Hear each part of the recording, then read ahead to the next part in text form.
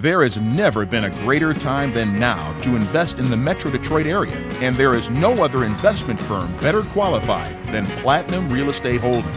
With 40 years experience and over 1,000 homes sold, let Platinum Real Estate Holdings assist you with the purchase of a city-certified home of the highest quality, turnkey properties, screen renters, yielding instant cash flow.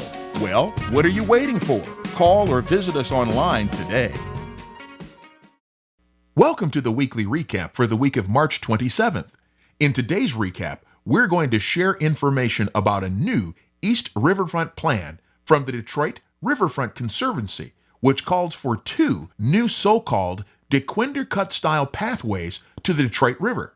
And lastly, we'll talk about the redevelopment of a shopping center in Royal Oak. This week's recap begins now. A plan by the Detroit Riverfront Conservancy calls for the creation of 2 new pathways to the river on the east side, akin to the Dequindre Cut, the popular pedestrian and bike trail between Eastern Market and the riverfront. The project would expand a decade-long transformation of the riverfront district from industrial to public recreational use, which has also spurred new development in the district.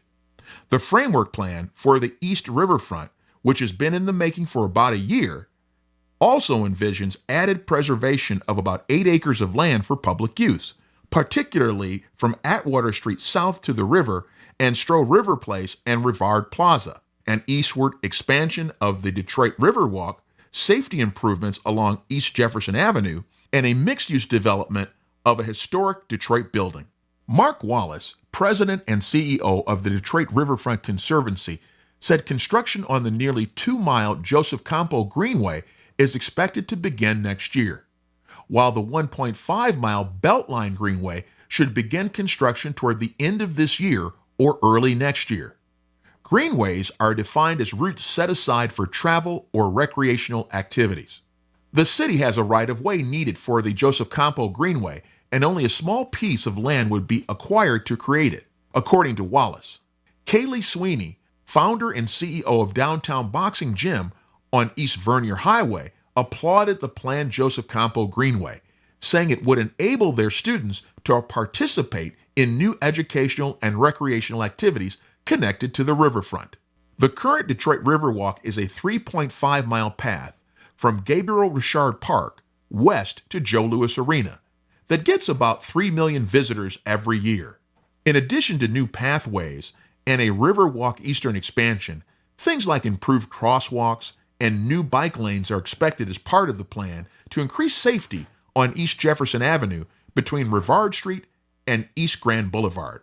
Those improvements are expected to begin this year. The overall improvement program is expected to be jointly funded by the Conservancy, the city, and the Economic Development Corporation, Wallace said. A total cost was not available.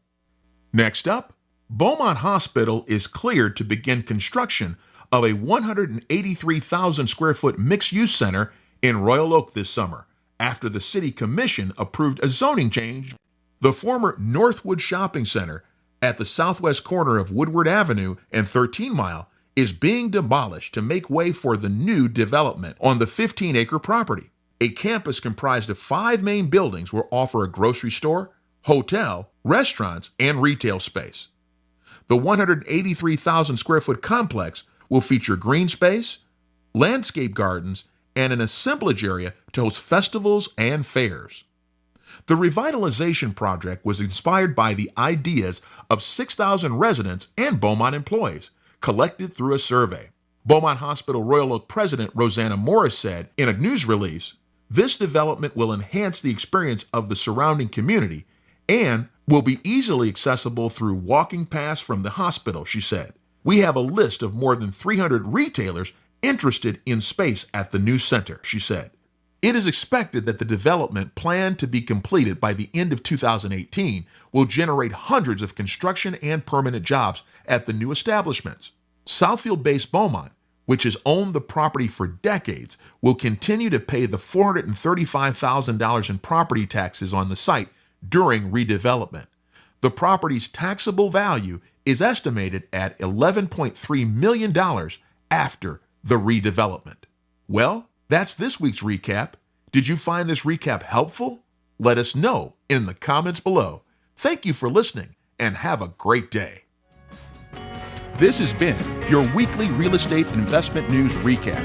Did you find this recap helpful? Please like or comment below this video to enter to win a free copy of our ebook, The Ultimate Real Estate Guide for Residential Real Estate Investments. You can also subscribe to our channel or go to our website to receive the latest in real estate news. Our website also affords you the opportunity to view our latest turnkey properties.